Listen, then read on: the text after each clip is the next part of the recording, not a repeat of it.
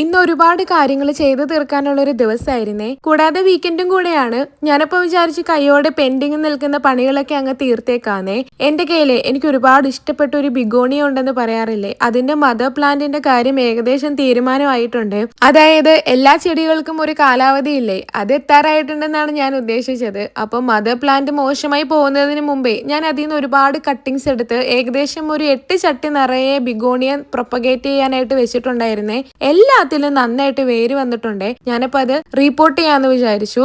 ഞാൻ അതിന് വേണ്ടിയിട്ട് പുതിയ ഒരു 10 ചട്ടികൾ വാങ്ങിച്ചിട്ടുണ്ടായിരുന്നു. എല്ലാ പോട്ട്സിന്റെയും ഡ്രെയിനേജ് ഒക്കെ കറക്റ്റ് ആണോ എന്ന് നോക്കിയിട്ട് എല്ലാത്തിലും മണ്ണ് നിറച്ച്, എപ്പോഴും പറയാറുള്ളത് പോലെ പ്ലെയിൻ മണ്ണാണ് ഞാൻ ഇപ്പോഴും നിറച്ചു കൊടുക്കുന്നത്. ചെടിയെല്ലാം നട്ട് അതിന്റെ വേരൊക്കെ അതിലൊന്ന് ഓടാൻ തുടങ്ങി കഴിഞ്ഞിട്ടേ ഞാൻ വളമൊക്കെ ചെയ്തു കൊടുക്കാറുള്ളേ. അങ്ങനെ ഞാൻ കുറെ അധികം നേരത്തെ കഷ്ടപ്പാടുകൾക്ക് ശേഷം എന്റെ 10 പോട്ട്സിലും മണ്ണ് നിറച്ചെടുത്തു. എന്നെ ശല്യം ചെയ്യാൻ വരാണ്ടിരിക്കാനായിട്ട് ശരത്തേട്ടൻ അമ്പാടിനെ വണ്ടിയിൽ ഓടിച്ചുകൊണ്ടിരിക്കുകയാണ്. ഇല്ലെങ്കിൽ 5 മിനിറ്റ് കൊണ്ട് ചെയ്യേണ്ട ജോലി അരമണിക്കൂർ കഴിഞ്ഞാലും തീരത്തില്ലേ. ഞാൻ വേര് പൊട്ടാത്ത രീതിയിൽ മണ്ണ് മാറ്റിയെടുത്തിട്ട് എല്ലാം ഓരോരോ ചട്ടികളിലേക്ക് നട്ടുകൊടുത്തേ. ഒരു 4 തൈ ഒരു പോട്ടിൽ വരുന്ന രീതിയിലാണ് നട്ടുകൊടുത്തിരിക്കുന്നത്. എല്ലാത്തിനും നന്നായിട്ട് വേര് വന്നിട്ടുണ്ട് കേട്ടോ. അങ്ങനെ കുറച്ച് നേരത്തെ കഷ്ടപ്പാടുകൾക്ക് ശേഷം ഏകദേശം ഒരു 8 പോട്ട്സ് നിറയെ ബിഗോണിയ ഞാൻ നട്ടുവെച്ചേ. ഇനി ബാലൻസ് വരുന്ന പോട്ട്സിലേക്ക് ഞാൻ ഇന്നലെ വാങ്ങിച്ച പോത്തോസിനെയും കൂടെ നടാന്ന് വിചാരിച്ചു.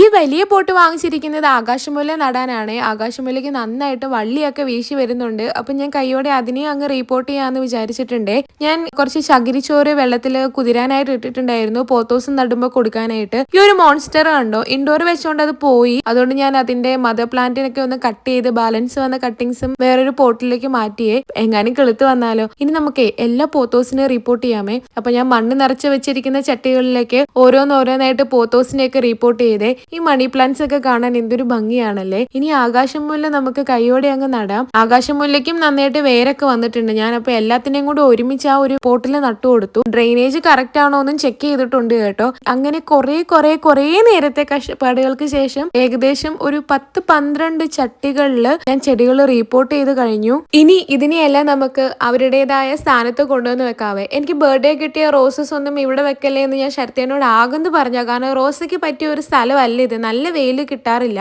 പക്ഷെ ബിഗോണിയയ്ക്ക് പറ്റിയ ഒരു സ്ഥലമാണ്.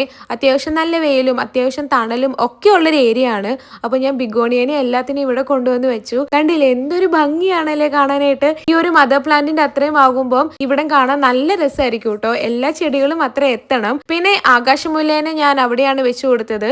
ഇവിടെ മുഴുവന് പടർത്താനാണ് പ്ലാൻ. ഒരു മണി പ്ലാന്റിനെ അടുക്കള വശത്തും കൊണ്ടുവന്ന് വെച്ച് ഇതിവിടെ നിന്ന് സെറ്റായ നല്ല ഭംഗിയായിരിക്കും കാണാൻ. അങ്ങനെ കുറേ നേരത്തെ എന്റെ ഒരുപാട് പണികൾ തീർന്നു. അപ്പോഴത്തേക്കും എന്റെ കാര്യത്തിൽ ഒരു തീരുമാനമായി.